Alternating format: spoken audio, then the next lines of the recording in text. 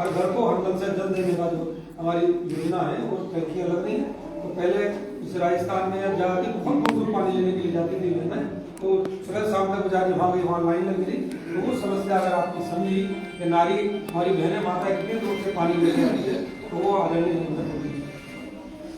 उज्ज्वला योजना आपने मैंने बताई, हर घर को जल से नल मैंने बताया। सबसे बड़ा 33% आरक्षण का बिल जो पारित किया है अभी लोकसभा में और राज्यसभा में, 33% आबादी आपको देश की 33% आबादी और जैसे विधायक और सांसद भी दोनों में आपको 33% भागीदारी मिलेगी। ये बहुत बड़ा कदम है। 70 साल से कांग्रेस सरकार मैंने बोलने थोड़ा सा चुप रहे तो बढ़िया रहेगा।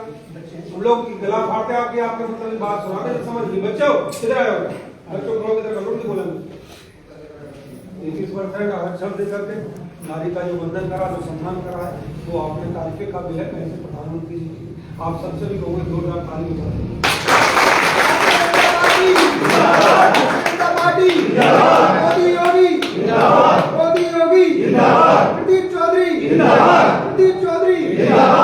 बेटी पढ़ाओ की योजना थी, वो केवल एक योजना ही नहीं थी। आज उसका ये जो विकराल रूप देखने को मिल रहा है, आज बेटियों का सम्मान, आज बेटियों के कारण पहले हम तो मेरे समय तो था ही, आपके समय भी हो गए, मेरी उम्र 50-51 साल की है। तो हम लोग जब छोटे थे जाकर देखते थे हमारे घरों में शौचालय नहीं, हमारी बहन बेटियों और हम सब कुछ करने के लिए ये बात जब उसने सोचा कि हमारी बहन बेटियां जाती और रास्ते में अगर हम उनसे बड़े भाई बुजुर्ग मिल जाते तो वो बेचारी उसको शर्माती थी। जब सोच के लिए जाती थी उनकी शर्मिंदगी को दूर करने के लिए हर घर में शौचालय का काम करवाती है प्रधानमंत्री जी। अब देखो जब हम भी जा रहे हैं, हमारी बेटी जा रही है तो खड़ी हो जाएगी सोच करती हुई सब। सुरक्षा के मामले में जब से प्रदेश सरकार बनी है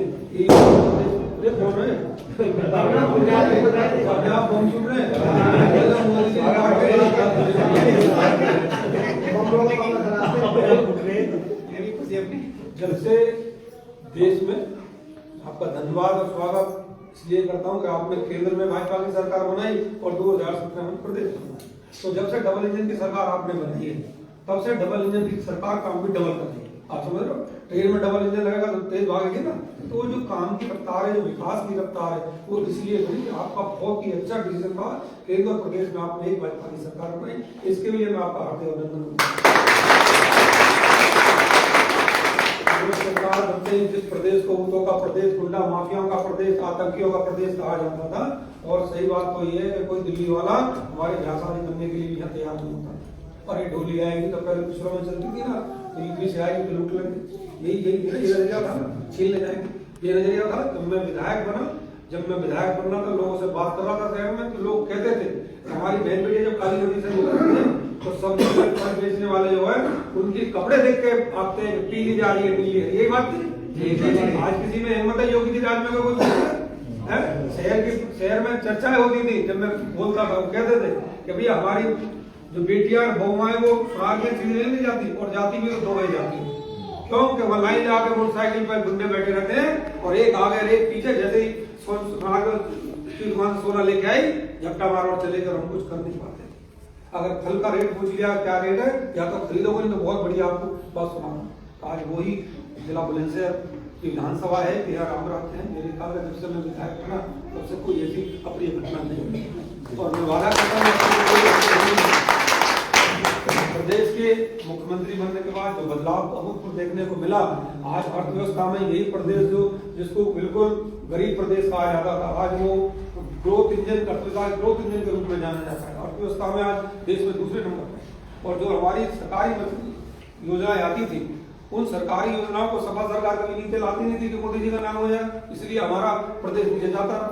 और जब से मोदी जी योगी जी आए तब से विकास कार्य में पहले नंबर पर प्रदेश सरकार है। अगर कोई केंद्र सरकार की योजना मिलती है तो वो 100% हमारे यहाँ पूरी होती है। तो सरकार की गरीब कल्याण की योजनाएं हर वर्ग बिना किसी भेदभाव के, भारतीय जनता पार्टी का मूल मंत्र मेरा साथ, मेरा विकास, मेरा विश्वास और मेरे प्रयास, हर किसी को बिना देखे सब कुछ सरकार की योजनाओं का लगता है, और वो भी 100% बिना पहले था प्रधानमंत्री कहते थे कांग्रेस के राजीव गांधी जी, यहाँ से 1 रुपया जाता है तो 90 पैसे दिवाली में चले जाते, 10% नीचे जाता है। और आज की सरकार अगर 100 चले 1 रुपया चलेगा तो 1 रुपया डीबीटी के माध्यम से सीधे लाभार्थी खाते में, ये आदरणीय मोदी जी। तो मैं अंत में बस अपनी बात यही कहूँगा कि 2024 का चुनाव आगे सर पे है, 2 महीने हैं ज्यादा नहीं, और दुनिया की ताकतें, दुनिया के नेताएं, दुनिया की जो अपोजिट पार्टी है, जो मार्ट बना रखा है, जिन्होंने भ्रष्टाचार के ले जाने को तैयार है, वो कह रहे हैं मोदी जी को प्रधानमंत्री ना बनने। 9 साल में नाम 70 साल बहन जी, मैं फिर कहता हूँ चुप रहो, तो आओ, बड़ी सुनने की बातें। सारी विदेशों की शक्तियां लगी पड़ी है कि मोदी जी प्रधानमंत्री ना, तो क्यों ना बने? क्यों इसलिए ना बने कि 9 साल में उसने इस देश को पूरी दुनिया के अंदर अर्थव्यवस्था में 5वें नंबर पे ला खड़ा कर दिया है ना, और दुनिया में आज सबसे लोकप्रिय नेता है, तो कौन है? आदरणीय।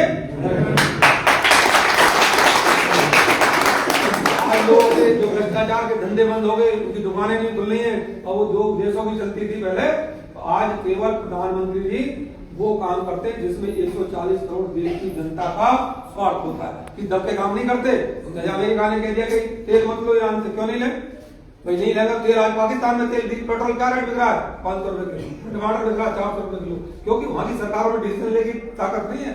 हमारी सरकार पहले से ही, जब से भारतीय जनता पार्टी की सरकार बनी है, केवल और केवल 140 करोड़ जनता का जो आवाज होती है उसी को रखते वो अपना काम।